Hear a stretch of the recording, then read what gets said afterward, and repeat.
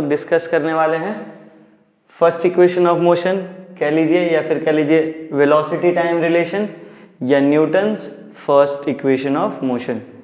ठीक है, ये जो रिलेशन है ये आपको वेलोसिटी, एक्सेलरेशन और टाइम इनके बीच में रिलेशन को रिप्रेजेंट करेगा।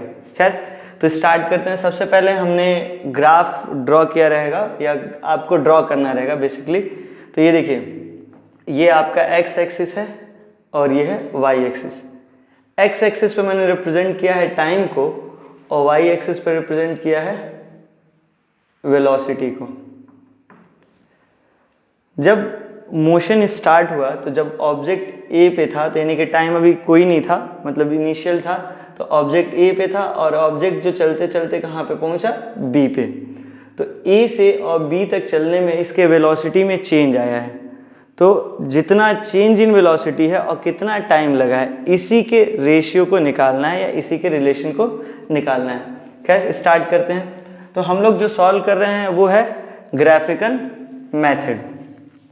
तो ग्राफिकल मेथड में देखिए हम कर क्या रहे हैं, हम निकालने वाले हैं स्लोप किसका, ए बी का।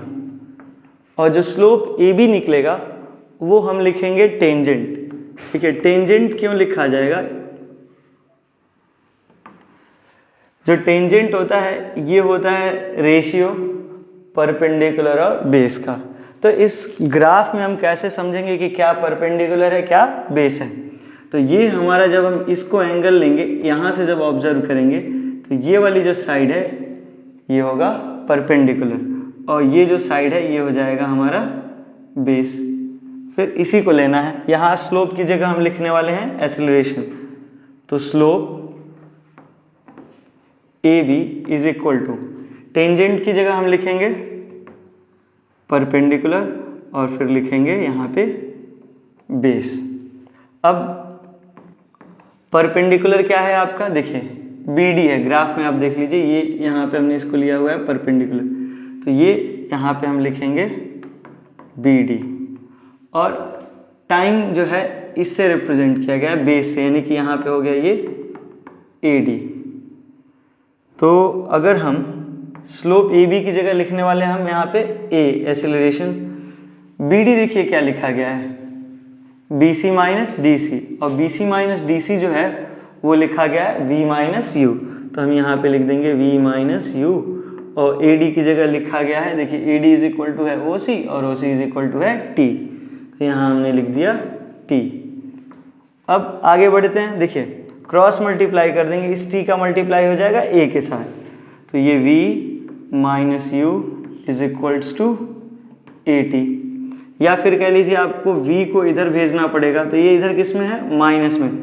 जैसे ही इसका साइड चेंज होगा प्लस वाला जो क्वांटिटी, मतलब प्लस वाली जो वैल्यू होगी वो माइनस में, और अगर माइनस में है तो वो प्लस में। तो v इज इक्वल टू हो जाएगा ये u प्लस ए टी। यही आपका रिलेशन है किसका किसका, वेलोसिटी और टाइम का। फर्स्ट पार्ट में आप देखे हैं कि कैसे हम फर्स्ट इक्वेशन ऑफ मोशन को ग्राफिकल मेथड से रिप्रेजेंट करेंगे। तो सेम ग्राफ वहाँ पे भी ड्रॉन है और यहाँ पे भी सेम ग्राफ है। फर्स्ट इक्वेशन ऑफ मोशन को बोला गया है वेलोसिटी टाइम रिलेशन, और सेकेंड इक्वेशन ऑफ मोशन को बोला गया पोजीशन टाइम रिलेशन। जो चीज़ें हम फर्स्ट इक्वेशन ऑफ मोशन के लिए जैसे लिए थे सेम उसी तरह से इसके लिए सेकेंड इक्वेशन ऑफ मोशन के लिए भी लेंगे। देखिए ये जो ए यू है, ये जो एक्सिस है ये रिप्रेजेंट कर रहा है वेलोसिटी को, और ये जो एक्सिस है यानी कि एक्स एक्सिस ये रिप्रेजेंट कर रहा है टाइम को। तो सारी चीज़ें लिख रखी गई हैं पहले से। यहाँ से देखिए ओ ए इनिशियल वेलोसिटी है तो डी सी भी इनिशियल वेलोसिटी होगा, तो जो यहाँ पे यू से रिप्रेजेंट किया गया है। बी सी, ये जो आप देख रहे हैं ना बी सी लेंथ, ये है डिफरेंस फाइनल वेलोसिटी और इनिशियल वेलोसिटी का। ऑब्जेक्ट जो था ए पे जब था तो उसकी इनिशियल वेलोसिटी थी जो भी यू थी, और जब वो बी पे पहुंचा है तो यहाँ पे इसकी वेलोसिटी है v। तो इन्हीं दोनों के डिफरेंस और टाइम के रेशियो को हम लोग लेने वाले हैं। अब इसको लेंगे कैसे, मतलब लिखेंगे कैसे, हमको निकालना है s is equal to U T plus half A T square graph से, डिड्यूस करना है। निकालने के लिए तो सॉल्व करना पड़ता। इसको डिड्यूस करने के लिए मैंने मतलब कह सकते हो मैंने जो याद करने का तरीका अपनाया हुआ है वो है सीरत या सी रैट कह सकते हो। तो यहाँ पे एक एक लेटर का अपना अपना मतलब है। उसको देखिए, जो एस है ये रिप्रेजेंट करेगा सेकंड को, ई रिप्रेजेंट करेगा इक्वेशन को, ए जो है ये रिप्रेजेंट करेगा एरिया को, आर रिप्रेजेंट करेगा रेक्टेंगल को और टी रिप्रेजेंट करेगा ट्राइंगल को। अब मैं ये चीज़ें क्यों लिखा हुआ हूँ आपको समझाता हूँ। देखिए, ये जो है ये वाली जो लाइन है ये रिप्रेजेंट कर रही है वेलोसिटी को, और ये वाली जो लाइन है जो एक्सिस है ये रिप्रेजेंट कर रहा है टाइम को। आप ये जानते हो कि स्पीड इनटू टाइम ये रिप्रेजेंट करता है डिस्टेंस को। अभी देखिए, ये जो यस है ये रिप्रेजेंट कर रहा है डिस्टेंस को, यू रिप्रेजेंट कर रहा है इनिशियल वेलोसिटी को, टी रिप्रेजेंट कर रहा है टाइम को, और ए रिप्रेजेंट कर रहा है एक्सेलरेशन को। तो इन्हीं को कंसीडर करते हुए मैंने ये चीज़ लिखा हुआ है सी रैट।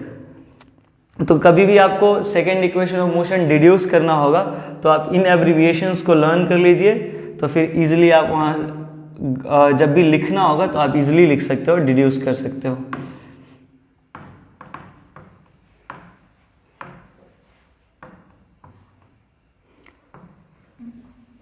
तो आगे स्टार्ट करते हैं। यहाँ पे हमारे पास एक रेक्टेंगल है जिसका नेम है AODC और एक ट्रायंगल है जिसका नाम है BCA। स्टार्ट करते हैं। देखिए,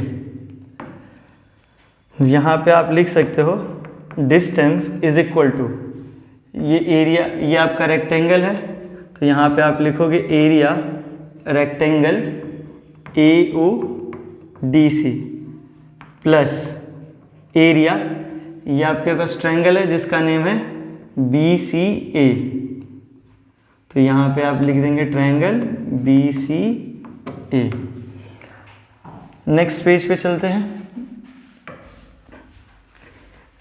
डिस्टेंस हमने लिखा था, डिस्टेंस को हमें रिप्रेजेंट करना है S से।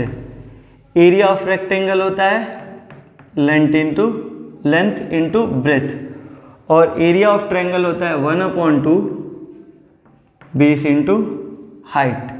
आइए अब फिगर पे आते हैं। देखिए, ये आपका रेक्टेंगल है, ये आप इसको ब्रेथ ले लीजिए, इसको लेंथ ले लीजिए, और यहाँ पे ट्रायंगल के लिए जो BC होगा ये परपेंडिकुलर हो जाएगा जिसको आप हाइट कहेंगे, और AC हो जाएगा बेस। तो यहाँ पे हमने लिख दिया AO इंटू ब्रेथ, ये AO हो गया, और फिर आपका हो गया OD, और प्लस 1/2 बेस की जगह क्या लिखना है। देखिए, ये आपका बेस है तो ये हो जाएगा AC, और BC क्या हो जाएगा हाइट। तो यहाँ पे हम लिखेंगे AC इंटू BC। अब जो OA है या AO है ये है आपका U, और जो OD है देखिए OD है टाइम, तो हम यहाँ पे लिख देंगे, एक मिनट थोड़ी सी गलती हो गई है, यहाँ पे हो जाएगा UT, ये आपका U है और ये है T। 1/2 जो AC है आपका टाइम है, और जो BC है ये है V माइनस U। यहाँ डिस्टेंस को अब हम लिखने वाले हैं यस से, तो यस इज इक्वल टू हमारा है UT plus 1/2 V minus U into T। First equation of motion का आप यहाँ पे यूज़ करने वाले हैं। फर्स्ट इक्वेशन ऑफ मोशन हमारा क्या था, V is equal to U plus AT, या आप यहाँ से लिख सकते हो ना AT is equal to V minus U। तो देखिए, जहाँ हमारा V माइनस U है वहाँ हम यहाँ पे रख देंगे AT, तो यस इज इक्वल टू हो गया UT plus 1/2 AT into T, जो कि क्या हो गया आपका you T plus half A T square. Yes, ये आपका देखिए ये एस डिस्टेंस को रिप्रेजेंट कर रहा है, U T area of rectangle, half A T square area of triangle.